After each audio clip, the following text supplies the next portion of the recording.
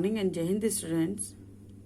Welcome again to the sociology class continuing with the same chapter number 4, change and development in rural society.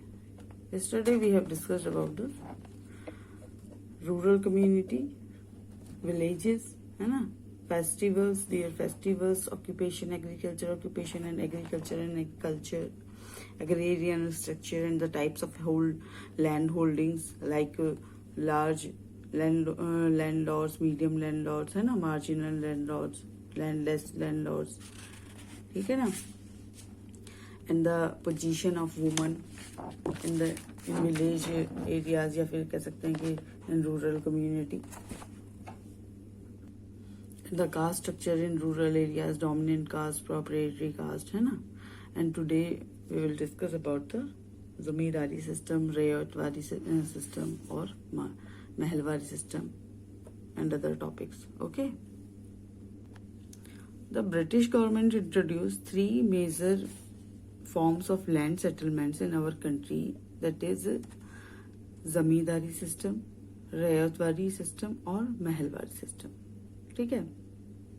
In zamindari system, the rights of property in land were given to the local rent gatherers, है ना.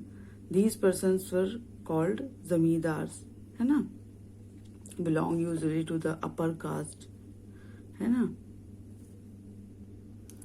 और जो जमींदार होते थे क्या काम होता था उनका? Zamindar collected the kind rice, wheat, sugar etcetera as tax from the farmers of the villages. तो जो ब्रिटिशर्स थे उन्होंने जैसे कहते हैं अपॉइंट कर दिया था, जमींदार थे, उनको क्या वर्क दिया था कि वो टैक्स कलेक्ट करें फार्मर्स से. किसके फॉर्म में? एज अ राइस, व्हीट और शुगर, इनके फॉर्म में टैक्स कलेक्ट करें जो विलेजर्स थे या फिर कह सकते हैं फार्मर्स थे उस विलेज के. For maximum exploitation of farmers जमींदार कलेक्टेड एक्स्ट्रा टैक्स. लेकिन जो जमींदार होते थे वो बहुत ज्यादा एक्सप्लॉयटेशन करते थे फार्मर्स का, और उनसे जितना टैक्स था उससे ज्यादा एक्स्ट्रा टैक्स कलेक्ट किया करते थे, क्योंकि उनको अपने लिए भी कुछ चाहिए होता था ना, तो वो उनसे एक्स्ट्रा टैक्स कलेक्ट करते थे. तो इससे फार्मर्स थे उनको एक्सप्लॉयटेशन होता था, है ना. और जो जमींदार थे वो क्या होते थे? वो जो अपर कास्ट थी उससे बिलोंग करते थे, है ना. तो और इसलिए उनका डोमिनेशन ज्यादा होता था वहां विलेज में. ठीक है. सेकंड है रॉयल या फिर रैयत कह सकते हैं, या फिर रैयतवाड़ी सिस्टम, है ना. रैयतवाड़ी सिस्टम में क्या था? 1 member of the family in joint family, है ना, was selected to collect the tax from the family and give it to the British. इस सिस्टम में क्या था कि कोई भी एक मेंबर फैमिली का जो कि अपॉइंट किया जाता था किसके लिए? टैक्स को कलेक्ट करने के लिए फैमिली मेंबर से, और ब्रिटिशर्स को दिया जाता था फिर वो टैक्स जो था, है ना. There was some exploitation but very less. इस भी जो सिस्टम था इसमें भी एक्सप्लॉयटेशन तो था लेकिन वो काफी कम था, है ना. It was very successful in some areas. ये कुछ एरिया में ये जो सिस्टम था काफी सक्सेसफुल था, है ना. सभी एरियाज में इसका मतलब नहीं था, है ना. Next is Mahalwari system. Mahalwari से देखो, रैयत और रैयतवाड़ी सिस्टम का मीन्स होता है कि जो कि पीजेंट से रिलेटेड जो सिस्टम है ना. और महलवारी यानी कि स्टेट सिस्टम, है ना, जो स्टेट से जुड़ा हुआ है. हेडमैन ऑफ द विलेज, है ना, देखो इसमें है भी, headman of the village collected the tax. It was much better than zamindari system. इसमें क्या था? जो हेडमैन बनाया गया था विलेज में वो टैक्स को कलेक्ट करता था, है ना. It was much better than zamindari system. ये जमींदारी सिस्टम से ज्यादा बेटर था. There were 3 problems of ministers often faced: poverty, import grains और लेस प्रोडक्टिविटी. लेकिन उसमें भी क्या था कि ये 3 प्रॉब्लम्स थी जिनको फेस करना पड़ता था. पॉवर्टी, है ना, इम्पोर्ट ग्रेन्स, इतना ज्यादा अनाज नहीं उगता था तो जो ग्रेन था उसको इम्पोर्ट करना होता था. और लेस प्रोडक्टिविटी, इतनी ज्यादा प्रोडक्टिविटी नहीं थी क्योंकि बहुत ज्यादा कह सकते हैं कि डेवलप्ड हम लोग इस्तेमाल नहीं करते थे, जो टेक्निक्स थी, तो प्रोडक्टिविटी काफ़ी लेस थी, है ना। तो poverty and less productivity was during colonial period and imported grain was after independence. Poverty और लेस प्रोडक्टिविटी कब की प्रॉब्लम थी? कॉलोनियल पीरियड, यानी कि जब ब्रिटिश रूलर्स थे उस टाइम पे जो एग्रीकल्चर से रिलेटेड प्रॉब्लम थी वो क्या थी? पॉवर्टी और लेस प्रोडक्टिविटी, है ना। उसके बाद import grains and imported grains was after independence. Independence के बाद बाहर से अनाज मंगाना, ये एक दूसरी प्रॉब्लम थी, है ना।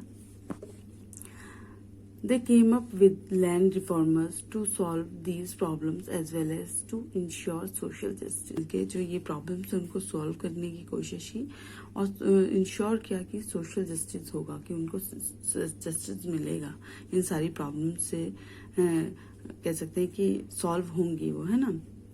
और ये जमींदारी सिस्टम, ये टैक्स सिस्टम, आपने मूवी देखी है लगान मूवी, वो अगर आप देखेंगे तो आपको काफ़ी इसको समझने में ना आपको हेल्प मिलेगी।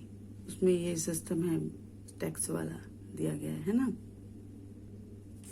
After independence the gap between the rich and poor was very large. और आफ्टर इंडिपेंडेंस जो ये रिच और पुअर का जो गैप था, ये जमींदार और ये जो फार्मर्स वाला था, वो और भी ज्यादा बढ़ गया। Now the abolition of zamindari system, intermediary system. The exploitation of farmers by zamindars led to a lot of problems। जो कि जमींदारों के द्वारा जो एक्सप्लॉइटेशन हो रहा था किनका? फार्मर्स का, उसने बहुत सारी प्रॉब्लम्स को क्रिएट किया हुआ था, है ना। The first land reform introduced was that the farmers would directly pay their tax to the government। जो पहला रिफॉर्म हुआ किसको लेकर, जो लैंड रिफॉर्म पहला हुआ, जो जमीन को लेकर, टैक्स को लेकर, जो पहली कह सकते हैं कि उनको हेल्प मिली जो फार्मर्स थे, वो क्या थी? Farmers would directly pay their tax to the government. कि वो जो टैक्स था, जो पहले जमींदार लोग उनसे लेते थे, फिर जो हेड होता था विलेज का वो लेता था, अब ऐसा कुछ ना हो के डायरेक्टली वो पे कर सकते थे गवर्नमेंट को अपना टैक्स, है ना। Second is land ceiling, productive and land ceiling, unproductive high। तो लैंड सीलिंग क्या था? लैंड सीलिंग मैंने आपको कल भी बताया था कि जो हमारे यहाँ पे लैंड का डिस्ट्रीब्यूशन था वो कैसा था? अनइक्वल डिस्ट्रीब्यूशन था। किसी के पास बहुत ज्यादा लैंड है, किसी के पास बिल्कुल ही नहीं, किसी के पास कम है और किसी के पास बिल्कुल ही नहीं है। तो लैंड सीलिंग एक्ट आया, जिसमें कि a limit as to how much land a person could own। जिसमें एक लिमिट तय की गई कि कितना एक पर्सन कितना लैंड रख सकता है उसका अपने पास, ठीक है ना। If a farmer had 300 areas of land, 80 acres were given to the small. अगर किसी फार्मर के पास 300 एकड़ लैंड है तो उसको 80 एकड़ स्मॉल या फिर मार्जिनल फार्मर से हैं उनको देना होगा। As 220 was the limit. इसका मतलब 220 लिमिट हो गई कि एक फार्मर के पास कितना लैंड होना चाहिए? 220 एकड़, है ना। The government impose upper limit on the amount of land a person can own. Government ने इम्पोज कर दिया, गवर्नमेंट ने ये कह दिया कि एक अपर लिमिट सेट कर दी कि इतना अमाउंट ऑफ लैंड किसी भी पर्सन के पास होना चाहिए, या फिर वो रख सकता है, होना नहीं चाहिए कि वो रख सकता है ना, कि इतना अमाउंट ऑफ लैंड कोई भी एक पर्सन इंडिविजुअली रख सकता है, इससे ज्यादा नहीं, है ना। Ceiling varied region to region depending upon how fertile the land is. और जो ये सीलिंग एक्ट था, लैंड सीलिंग एक्ट, वो वेरी करता था रीजन टू रीजन, क्योंकि इसमें डिपेंड करता था किस पे कि लैंड कितना फर्टाइल है। इसमें है ना प्रोडक्टिव लैंड लो सीलिंग, अनप्रोडक्टिव हाई। तो जो डिपेंड करता था कि फर्टाइल लैंड जो है कितना फर्टाइल है, ठीक है। In the productive area there was low ceiling limit, more land was taken from farmers। in the productive area में जो फर्टाइल लैंड है या फिर फर्टाइल एरिया है, जहाँ पे फर्टाइल लैंड है ना, वहाँ पे जो सीलिंग थी वो लो लिमिट सीलिंग थी, है ना। इसका मतलब क्या था कि जो फार्मर्स थे वो ज़्यादा लैंड ले सकते हैं, they more land was taken from the farmer. It was a big task for the government to visit each region and judge the ceiling according the facility level. और ये गवर्नमेंट के लिए भी एक बड़ा कह सकते हैं प्रॉब्लमेटिक वर्क था कि वो ये जज कर सके कि कहाँ कितनी फैसिलिटी के अकॉर्डिंग की फर्टाइल लैंड है या फर्टाइल लैंड नहीं है, क्या फैसिलिटी लेवल है वहाँ उस एरिया का, उसके अकॉर्डिंग सीलिंग को जज कर सके, है ना. In some areas it was successful. कुछ एरियाज में गवर्नमेंट सक्सेसफुल हुई ये देखने में, but not so in some areas due to benami transfer. Benami transfer क्या होता है बच्चों कि अपना लैंड या अपनी जमीन या अपना पैसा किसी अपने रिलेटिव के नाम पे कर दिया जाता है, अपनी वाइफ के नाम पे कर दिया जाता है ना. तो ये कहा कि हम उसके ओनर नहीं है, वो ओनर है, लेकिन एक्चुअल में ओनर वही होते हैं, है ना. तो इसमें क्या है कि benami transfer. The landlord wanted land to himself. जो लैंडलॉर्ड है वो अपने लिए ही लैंड चाहते थे. Thus he would put the land in the name of the woman. किसी वुमन अपने घर के किसी अपनी वाइफ के नाम कर दिया, अपनी बहन के नाम पे कर दिया, है ना. या accountant, distant relative only on paper, कि अपने किसी अकाउंटेंट के नाम पे कर दिया या फिर अपने किसी रिलेटिव के नाम पे उसको लैंड को शो कर दिया इन पेपर्स, है ना. But actually he own the land. लेकिन एक्चुअल में उसका कौन वो होता था ओनर, वही जो लैंडलॉर्ड है वही उसका ओनर होता था, है ना. लेकिन कि इसको कहते हैं बेनामी ट्रांसफर, है ना. ये पेपर्स पे तो किसी और के नाम पे होती है वो जमीन, लेकिन एक्चुअल में वो उसी के लिए होती है जो उसको मतलब पैसे देके खरीदता है, क्योंकि पैसे तो उनके लगे हुए होते हैं, है ना. लेकिन ये नाम पे सिर्फ पेपर्स में किसी और के शो की हुई होती है, तो that is benami transfer. Okay, now the tenancy reformers. Tenants are those who take land on rent. कल हमने इस पढ़ा भी था ना, टेनेंट्स कौन होते हैं, जिनको लैंड रेंट पे लेते हैं, जो किसी का लैंड रेंट पे लिया और फिर उस पे वर्क करते हैं, क्रॉप ग्रो करते हैं, है ना. If the land has good productivity the landlord wanted to land back. और क्या होता था, टेनेंट्स तो क्या करते थे, लैंड को रेंट पे लेते थे, लेकिन जमींदार जो होते थे वो क्या करते थे, लैंडलॉर्ड्स जो क्या क्या करते थे कि अगर if the land has good productivity, अगर प्रोडक्टिविटी अच्छी हो रही है, क्रॉप की ग्रोथ अच्छी हो रही है, अच्छे वो कहते हैं कि सरप्लस वैल्यू जो है उसको अच्छी दे रही है, वो उसका अच्छा बेनिफिट जो जिन्होंने रेंट पे लिया है उनको अच्छा बेनिफिट दे रहे हैं, तो the landlord wanted to land back. तो वो क्या कहते थे लैंडलॉर्ड कि हमें अपना वापस चाहिए लैंड, है ना. तो government made lives of tenants secure by. तो जो गवर्नमेंट थे उन्होंने इनकी प्रॉब्लम्स को देखा और उनकी जो लाइफ को सिक्योर करने के लिए उन्होंने कुछ रूल्स बनाए. That is security of tenants for certain period. Owner can not take the land back before period. तो वो जो कह सकते हैं कि जैसे लीज पे ले लिया है ना, तो वो लैंड इस तरीके से उन्होंने एक रूल बनाया कि सर्टेन पीरियड के लिए ये जो लैंड है उन्हीं लोगों के पास रहेगा और owner can not take the land back. Owner इस टाइम पे, इस पीरियड के अंदर उनसे या फिर इस पीरियड के पहले उनसे वो लैंड वापस नहीं ले सकता, है ना.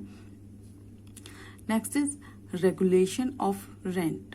A certain amount of profit was to be given to the landlord. Either he would pay or in the beginning he would not agree to paying money.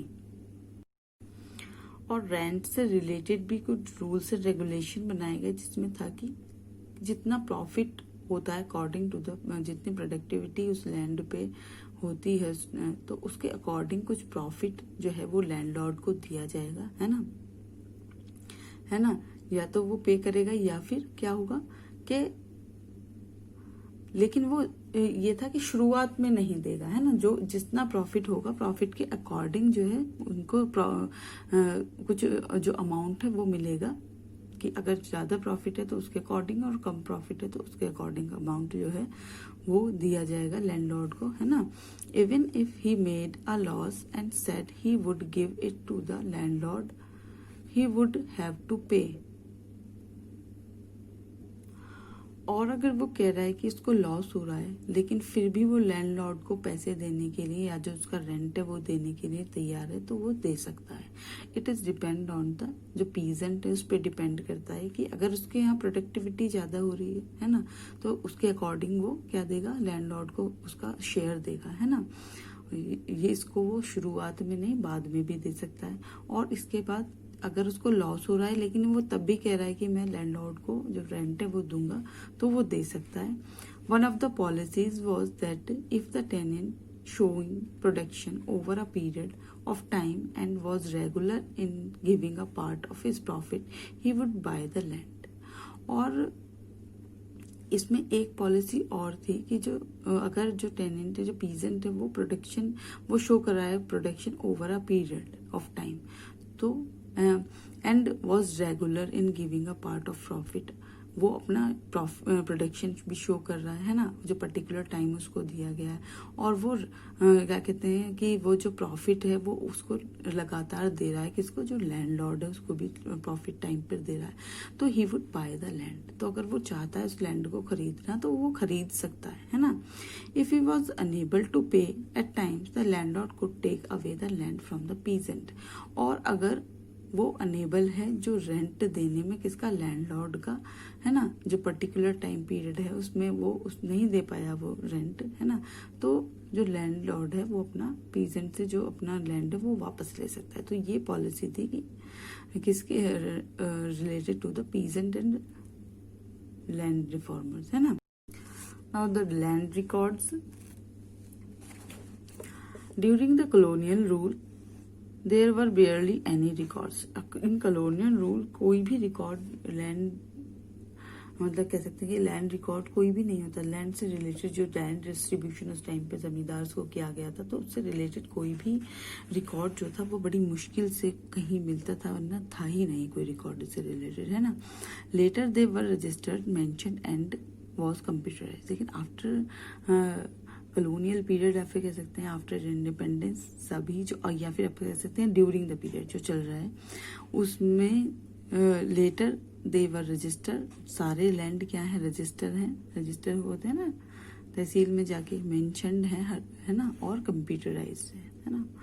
ये सारे जितने भी रजिस्टर हैं, किस कौन सा लैंड किसके नाम पर है, कितना है, ये सब एक रजिस्टर किया जाता है ना। तो so students, what we have learned today, we have learned about the zamindari system, raiyatwari system, mahalwari system, and the abolition of zamindari system, है ना, land sealing act, leniency reformers, and the consideration of land holdings and land records. So revise it, and if you have any problem, any query, you can call me or WhatsApp me, है ना. So today's lecture is over now. We will continue it in the next class. So Jai Hind, bye bye and take care.